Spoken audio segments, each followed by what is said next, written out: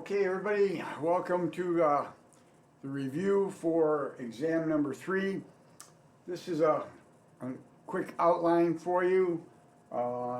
Different questions are going to, have different point values. Some are, as you can see, some are more important than others. Key factors of growth, Robert Solow's second steady state and convergence theory. Third is we're looking at the Great Depression and the Great Recession. Fourth is aggregate demand, short-run aggregate supply, and long-run aggregate supply. Fifth is when we're looking at, ties in with number 4, when we're looking at aggregate demand and short-run aggregate supply and long-run aggregate supply, we were looking at, well, what happens when aggregate demand shifts to the left, and what process occurs, and going through that, talking about a deflationary gap, or if and what eventually happens and where do we end up, or if aggregate demand shifts to the right, what will happen, what will go on, and talking about an inflationary gap and where we end up. And then the last one is aggregate expenditure. So, these are all, again, this is kind of the heart of macroeconomics, aggregates, meaning all summed together. Okay? All right, so we'll start looking at these now.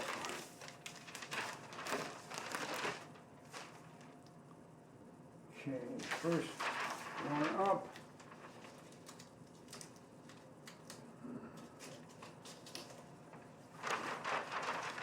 It's a little easier than the whiteboards that I had. All right, exam 3. First part of, when we talk about economic growth and we're talking about percentages, how do we arrive at it? When we talk about, we went up, economic growth grew by, 5% or 6%. How do we get to that number? Well, this is pretty straightforward. We take the percent change, well, first of all, we have to look at percent change in the price level and percent change in the population and adjust these to nominal GDP. So if we say, let's say, nominal gross domestic product went up by 5%. Well, what does that mean in terms of, percentage of real growth? Well, naturally, we have to take out the change in the price level, and again, this is macro, so now we're looking at the aggregate price level. We're not just looking at the price of one particular item or a quantity of one item, so now it's the percent change in the price level. So if nominal gross domestic product grew by 5%, we take out the percent change in the aggregate price level, let's say it was 2%, and then we also have to consider, well, what happened to the population? And we take the percent change of the population out as well, because we want to get a real figure. And so let's say the population went up by 1%, then we'd have to take that 1% out of the increase of nominal GDP. And when we do that, we've got 5% minus 2% change in the price level, minus, let's say, a 1% change in the population. So that gives us 2%, and that would be, when we talk about a percent change of real economic growth, that's how we arrive at the 2%. The rule of 70 is it's something that actually will be good for you to remember throughout your lives, especially as your career gets better and you start investing in different financial instruments. You'll typically want to know, well, what is the growth? How long will it take me to double my money? And this is a real simple rule, which is good to remember. Whatever you're getting, whatever your investment is returning to you, let's say it's 2%. You say, well, how long will it take me to get to double my money? All you do is you take whatever it's paying you and divide it into 70. So if you're getting 2% on something, I know it's not much, but interest rates aren't all that great now, but it would take you 35 years to double your money. Now, if you have an investment that's paying you 7%, well, that's a bit better. You take the 7% and you divide the 7 into 70, and it will take you 10 years to double your money. Okay? Again, this ties in with growth, but it's a good rule to remember, and it's a real simple one. All right, so now we'll get into the major factors that we look at for growth.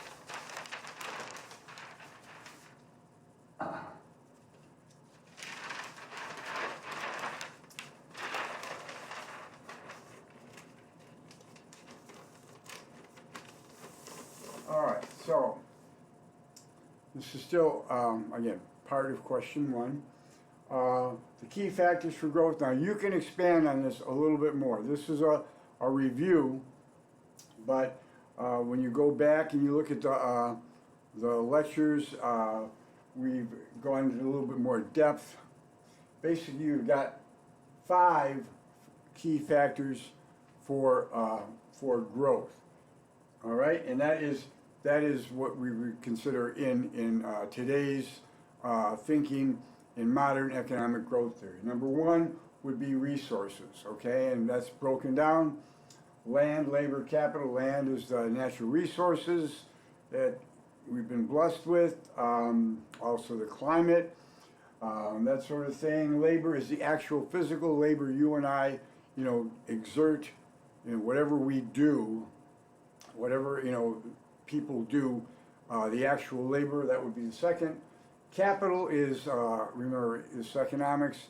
It's typically a tool, something you can put your hand on. It could be a simple tool like a wrench or an $800,000 machining center. All right, that's capital. Think of it as equipment, not financial capital per se in this regard, okay? And the last one is human capital, and again, that is the skill set of your workforce, all right? That's how resources are broken down. Number 2, technology, all right? And that's technology, as we're going to see. Technology and institutions are the 2 big ones that separate the theory we have on growth now from early growth theory with Robert Solow, which we'll get into in just a minute. Technology is taking knowledge, the knowledge that we have, and we're using it to become more productive, whether it's improving capital that we have currently to become more productive, or we're using knowledge that brings us new capital that, bottom line, is making us more productive. Institutions, okay, now these are very important. The institution, it is the setup, it is the environment, it's the government, it is consider it the fertile ground for growth, okay? It could be very constructive or very destructive. As we talked about in Red China, in the communist system, over the years typically has not succeeded. It's been inefficient. That command economy from the top down is an inefficient way to go. And in China, ended up 30 million people ended up starving to death with Mao's Great Leap Forward. Okay. Also, there's some changes that even a communist state can make. Lenin did it in the 20s when he introduced the Soviet garden plots, which was a big deal back then, because he was saying you can keep whatever you grow in your little plot backyard garden, okay? And that helped quite a bit, and it saved quite a few people from starving to death in the Soviet Union in the 20s, okay? Now, under institutions, the number 1 is private property rights, okay? That's the big one, something you and I will kind of take for granted in this country, but it's very important because private property rights, what does that do? It gives you an incentive to take care of, your assets, to take care of your capital, all right? It means something to you. You can derive a benefit from it, okay? And yes, you are responsible for the cost to maintain it, but private property rights are very, very important. Without them, no one really cares all that much, and they don't have that much of an incentive to take care of the capital and or be all that productive. Also, underneath institutions is political stability and rule of law.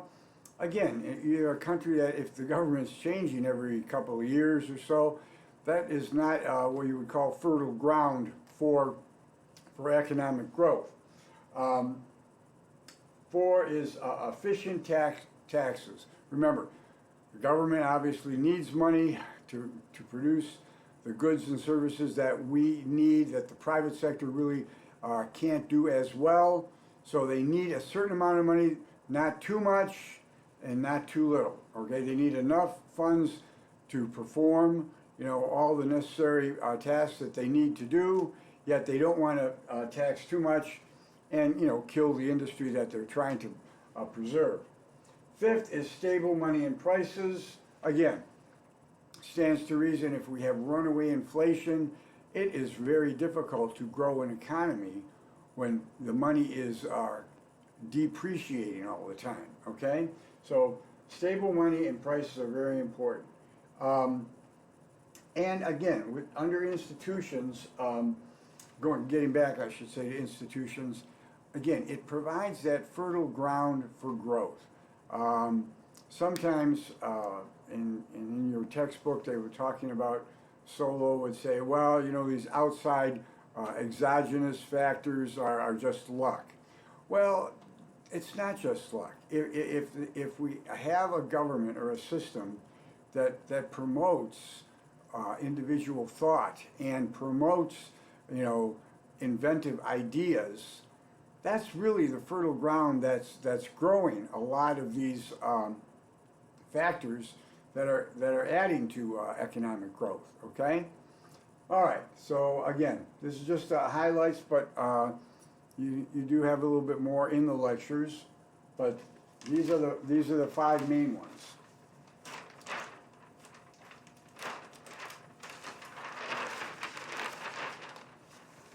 Okay, and moving into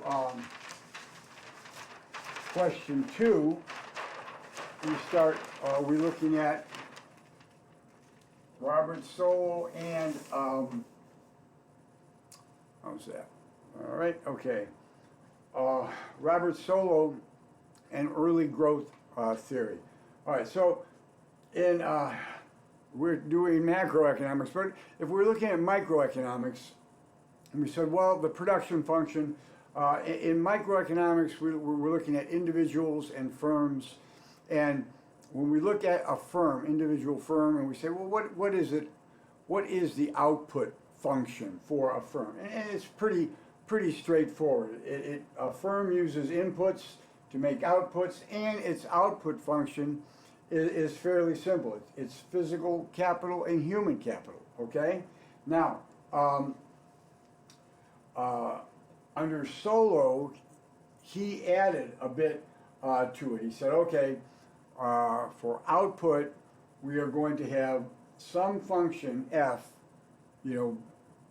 assigning various values to these. And we're going to have physical capital and human capital, but also he added resources. So basically, this was the Solow growth model, and he emphasized physical capital to a great degree. Okay, physical capital was extremely important.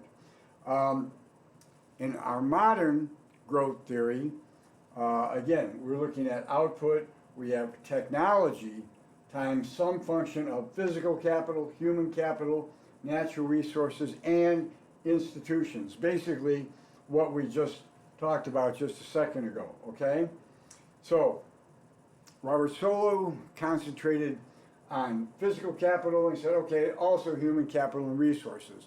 What that led him to was developing the idea of the steady state, okay? Because when you think of capital, and it does kind of make sense, in a way, when you're thinking of adding more and more capital, just as it is in our textbook, where Tom Hanks is, on that island, and should he build another ladder? And let's say he's built 5 ladders, one for each coast, north, south, east, and west coast of the island, and 1 ladder for the center of the island. Well, after he has 5 ladders, there's really no need for him to invest in additional ladders. Okay, so Robert Solow would say he has reached the steady state. All right, there's no reason for him to build a 6th ladder. Now, let's take a look at it on a graph, and let's see what that looks like.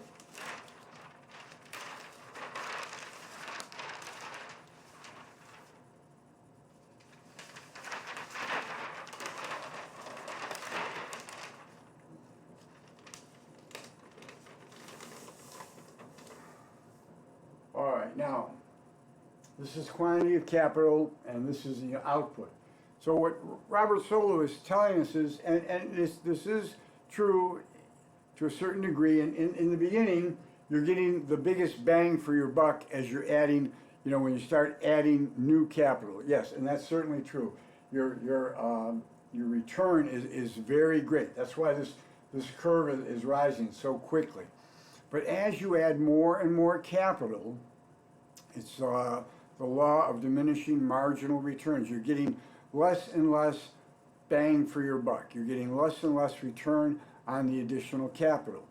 And so with Solow concentrating on just physical capital, human capital, and resources, he says, well, we get that big increase in output, but then it starts getting smaller and smaller and smaller.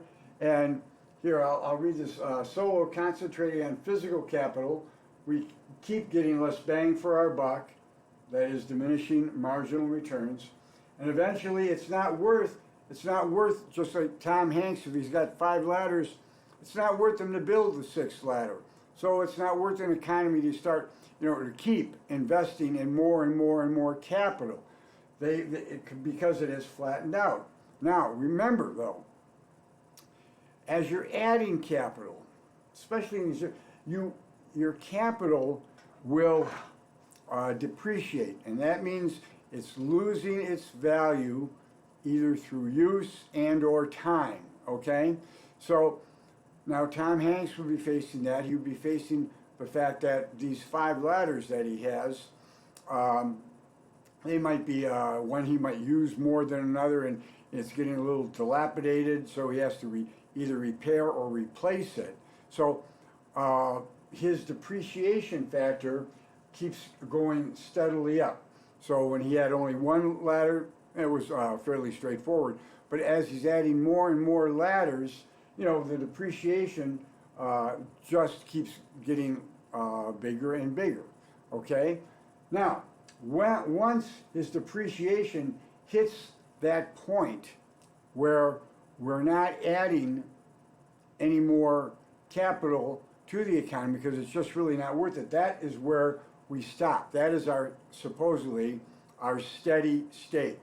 We will replace what we have, okay, what has depreciated, but we're not going to go beyond that. All right, there's not going to be anything beyond just the replacement equipment. Okay, so that's the steady state, and that would be where Robert Solow would say, economies will evolve and grow until they reach this point. But after that point, there's no real reason for them to continue on. Okay, now what he overlooks, one is technology, and that is pretty much straightforward. He overlooks the fact that technology doesn't allow this to remain static. This whole curve, it is moving. It is moving like this. It's moving in this, but it's also moving upwards. Technology is lifting everything upwards. Also, great institutions will also help to lift it upwards. So, this is not a static line just moving this way. It is moving this way, but at the same time, it's moving up this way and this way and this way. And thank God for it, otherwise we would be in the steady state. And at your age, I don't think you want the economy to be at the steady state, okay? So anyway, well, that would be where Solow would say we'd end up. And it's not too big of a leap to go from that idea to saying, okay, well, as wealthier countries hit this steady state, it would seem to make sense to say that, well, the less developed countries who are, you know, in this area, they're going to catch up to the wealthy economies, okay? And that is convergence theory. Now, convergence theory, again, it has its basis on the fact that the wealthier or the more developed countries are going to be hitting that steady state. They're not going to be investing in any more new capital. But that's not occurring. In fact, the wealthy countries of the world, take a look. They seem to be getting wealthier and wealthier, all right? Now, economies that are still developing can grow, but it doesn't necessarily mean they're going to converge on the wealthier nations. Okay, now there's still some debate on that, but if you look at the last 50 years and you take a lot of the poor countries in Southeast Asia or in Africa or in various parts of the world, they were poor 50 years ago, and guess what? They still are poor, okay? Now, the exception that proves the rule, when you say, well, what about India and China? Yes, they have grown, but how have they grown? They have grown through the use of technology and through the use of changing their institutions. They're more market oriented, all right? So they're allowing their economies to grow. So this is saying that, okay, these two countries, by changing their institutions and by employing technology, yes, they are growing rapidly. But when you look at the number of poor countries that were poor 50 years ago, and all the money that's been poured into them, they're still poor, okay? Something needs to be done changing their institutions. But again, that's another debate. So that's basically the high points of the steady state and convergence theory.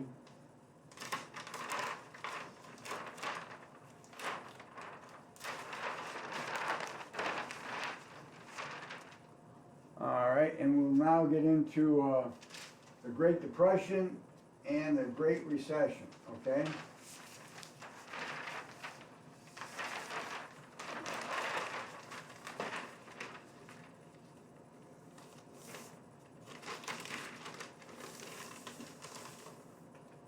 How's that? All right. Again, and you have seen this, it's not that you haven't seen this before. The Great Recession, well, yes, the Great Recession was bad.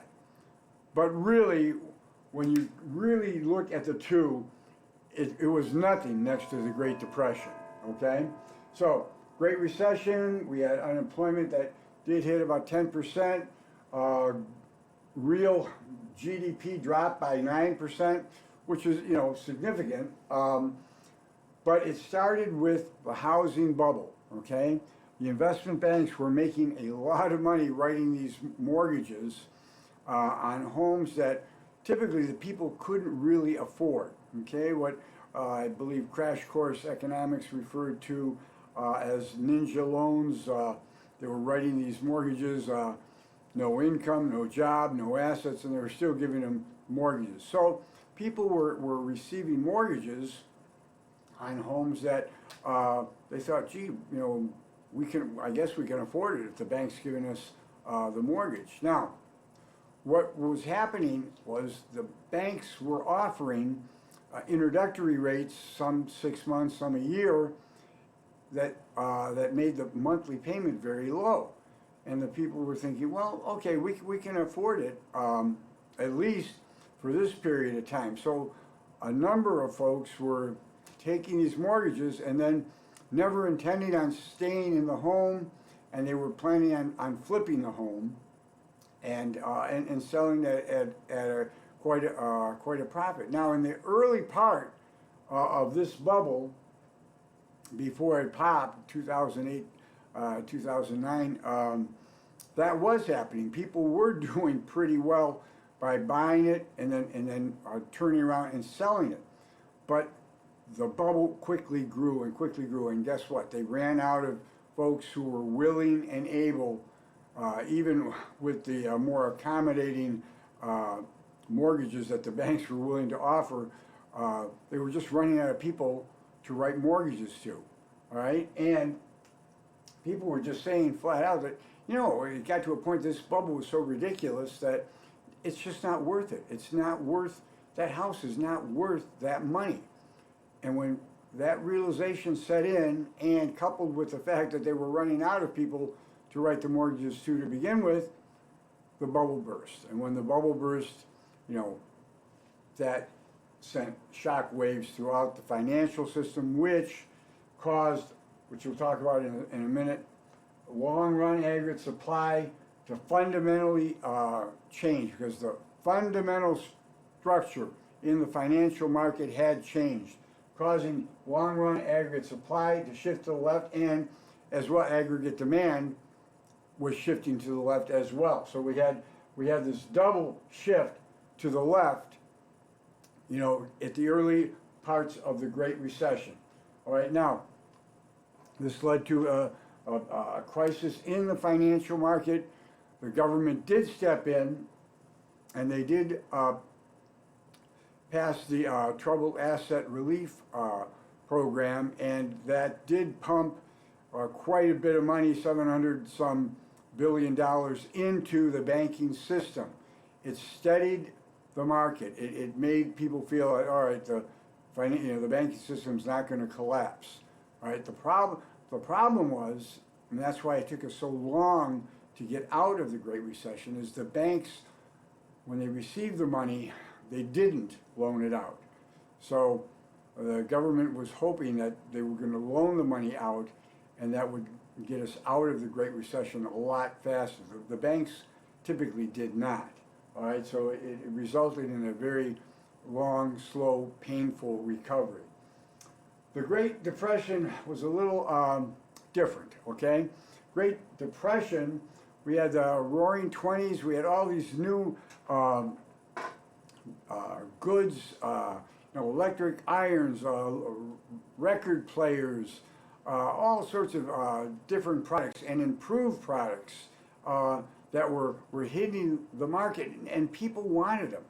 And so we had all these industries either starting up and growing quickly, or existing industries that were just expanding rapidly. And the Federal Reserve wanted to support this growth, and they allowed the money supply to grow by $27 billion. Now that equates to almost $400 billion today, 367 anyway, all right?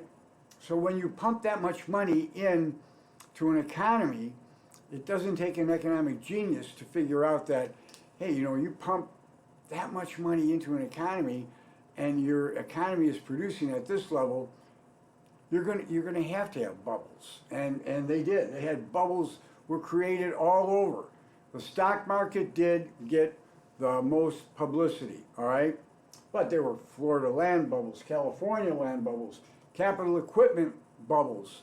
So the bubbles were all over the place. And the problem is, when they burst, they all seem to burst around the same time, around 1929. Now, interestingly though, when it first happened, the stock market, took a tumble, but before the government started to intervene, the stock market, for instance, it recovered half of the value that it had lost in the very early stages of the Depression. In the first 6 months, as a matter of fact, it recovered about half of its value.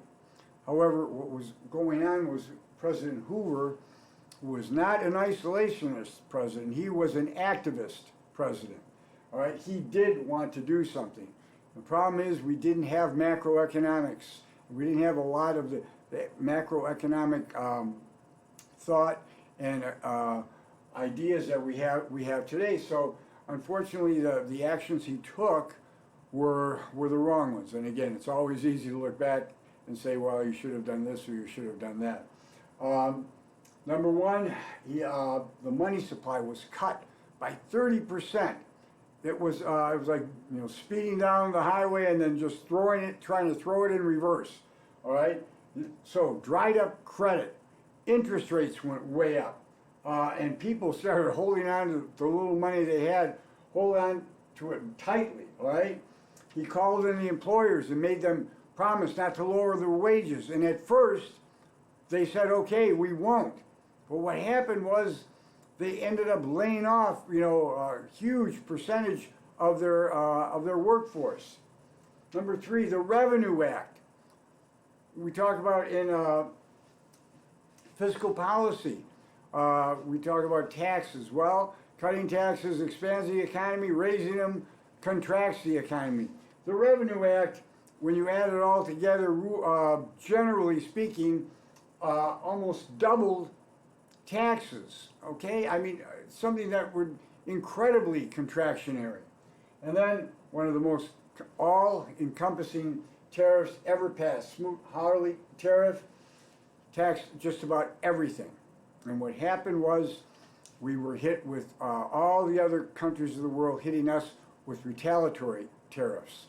And our farmers who were, sending maybe 35% of their produce overseas, all of a sudden their market dried up. Now, you got to remember, the farmers and other folks who were borrowing heavily, they were extremely hard hit by this scenario, because we had not only credit drying up, we didn't have inflation, we had deflation. All right. The general price level was going down. And what does that mean? Well, we talked about in the last exam, the winners and the losers. Well, with inflation, the borrowers are the winners, okay? But with deflation, the borrowers are the big losers because they're paying the banks back with more expensive money. So we had the farmers having a double hit. They were paying the banks back with more expensive money, and because of this tariff, they were losing 30 to 35% of their business.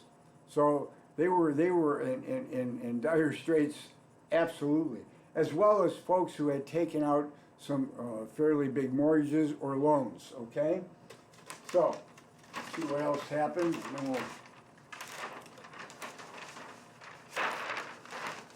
move on.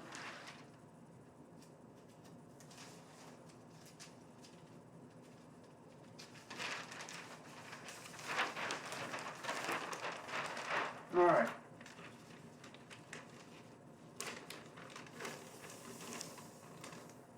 So, all these things occurred, and then the economy went from what should have been a severe recession into the Great Depression.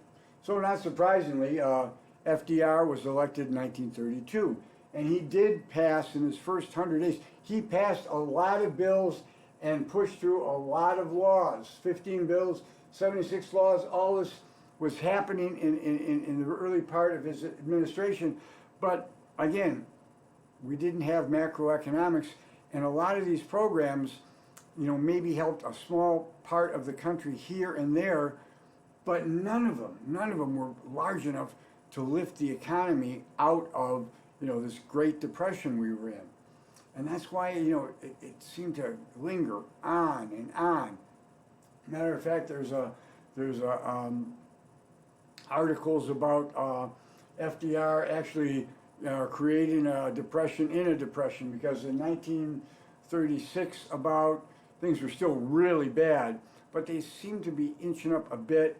And then 1937, we went back down a little bit further. So, things just were bad, and they just we just couldn't seem to get out of this. Now, results are extremely severe. So, eventually, the stock market went down by almost 90%. Wages did go down 42%. Unemployment hitting 25%. I mean, look at these statistics. Economic growth down 55%. And as I said, deflation at around 20%. Okay? So this is a recipe for disaster. Now, the question was, should the government act? Should it act, not act? Well, the classical economists said no. The economy will self-correct in the long run, leave it alone. And they cited the 1920 depression that nobody seems to recall, but there was a very severe, very brief depression in 1920. But President Harding, he literally didn't do anything, and it did self-correct, okay? So the classicals are saying, hey, leave it alone, the economy will self-correct, we'll get back to equilibrium. And perhaps that might have been true, but I think this one was a little bit different. This one was a little bit more severe. And we had John Maynard Keynes saying, no, we can't wait for it to self-correct. Maybe it would eventually, but that is so far in the future. We need to act. We need to act now. We need government spending, and we need big government spending, okay? Keynes wasn't opposed to monetary policy, but his main focus was fiscal policy, government spending. And we need to do it, and we need to do it now. Because he said, it's all well and good to talk about the long run, but we live in the short run, and in the long run, we're all dead anyway. All right? So conclusion, perhaps a little bit of both, but government spending absolutely was needed. And as we saw, what actually got us out of the Great Depression was World War II, which was a huge spending program from the government. And again, just as comparing Great Recession, Great Depression, citing the textbook, it would say, well, if you're taking a place like Starbucks, in the Great Recession, even though they were cutting back on the number of new stores they were opening, they still were opening a couple of new stores here and there, okay? If this was the Great Depression, Starbucks would have been bankrupt, okay? So that was, and I think that's a good one from our textbook, okay? The Great Recession, it did make a lot of New York bankers quite a bit of money. If you ever watched the movie Too Big to Fail, it's a great story on the Great Recession and its aftermath, with all that money being pumped into the banking system. At the very end, it shows you bankers and all these bonuses that different folks got. So that was a problem. It took us a long time to get out of the Great Recession. Fortunately, thank God, it wasn't as severe as the Great Depression. Okay. Moving on to the next topic is talking about these aggregates.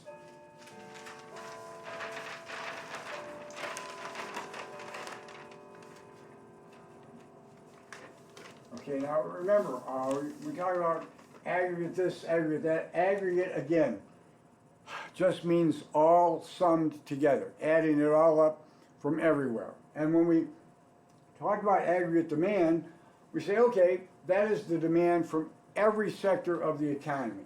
So, similarly, it looks like our old GDP, but aggregate demand is the demand from everywhere. And the sectors of the economy: consumers, investment spending, government spending, and net exports, okay?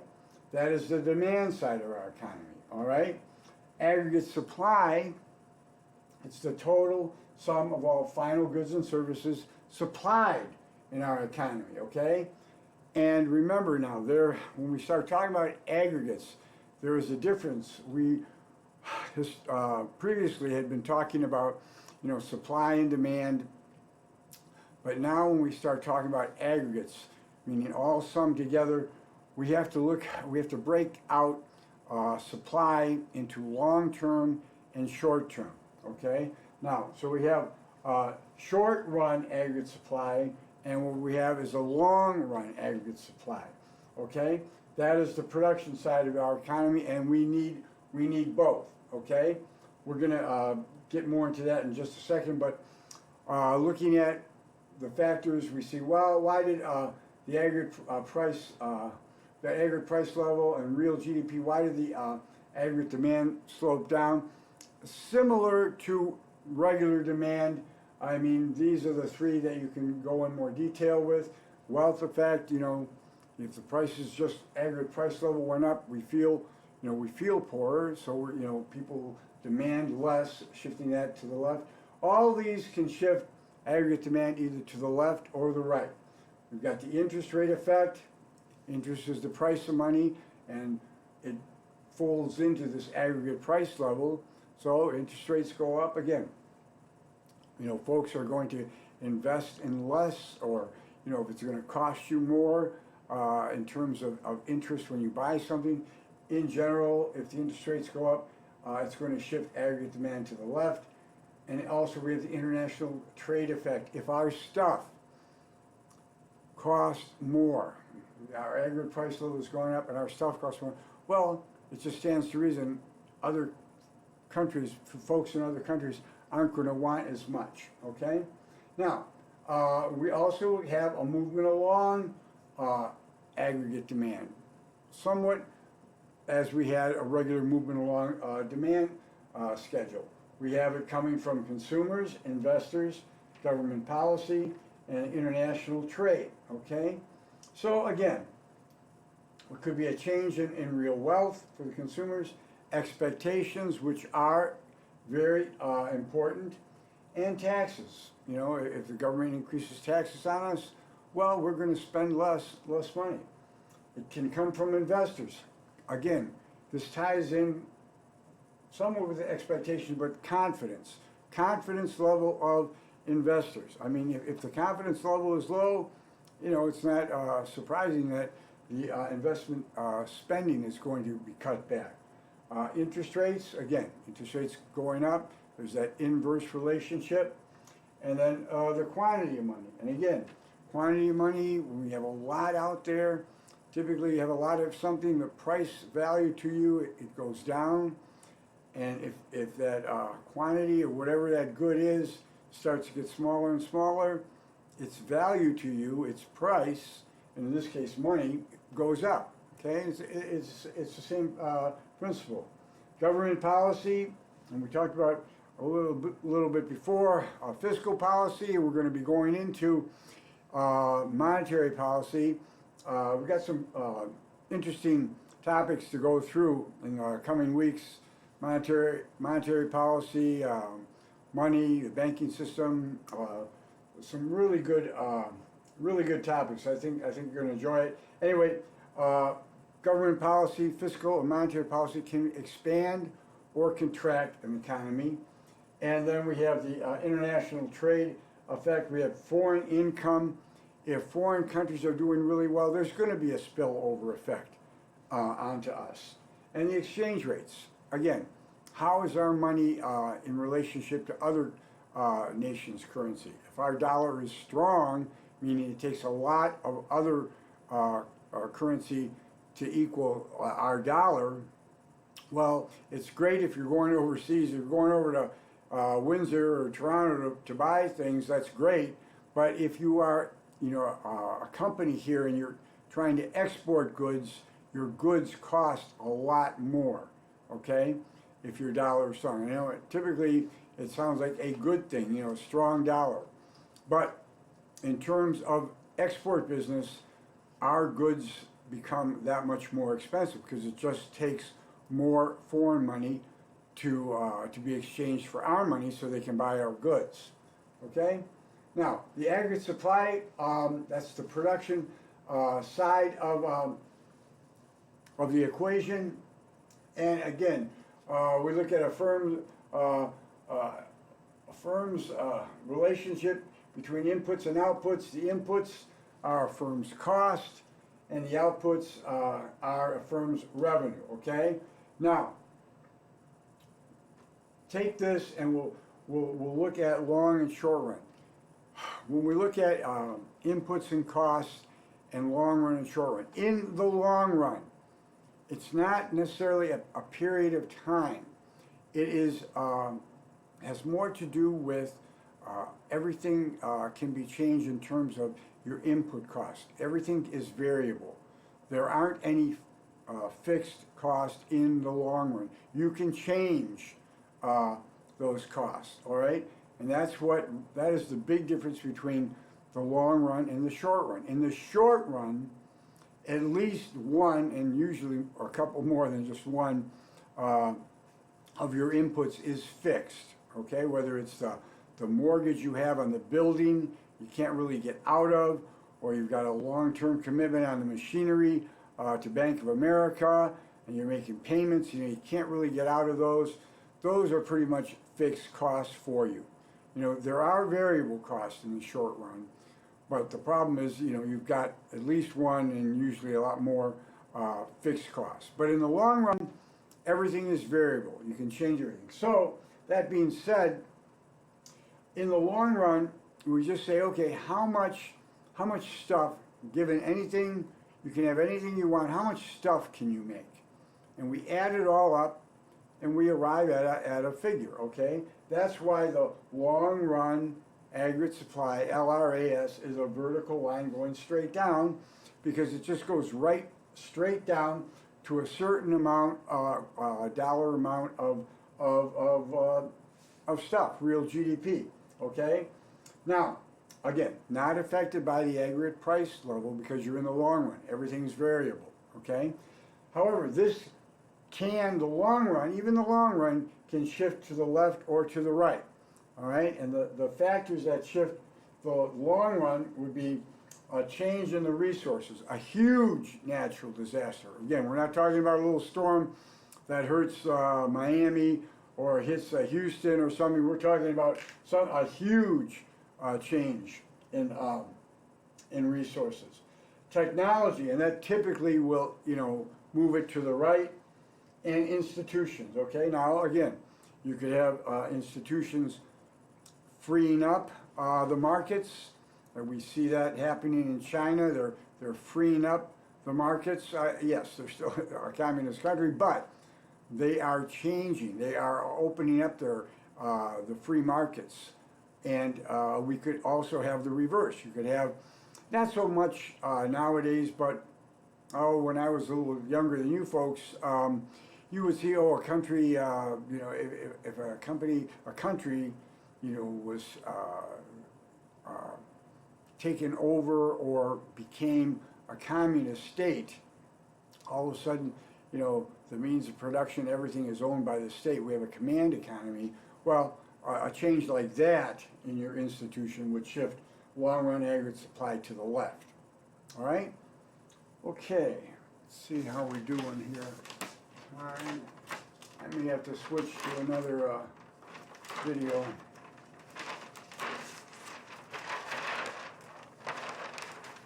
Let's see what we've got here. All right. See if we can do at least this one more.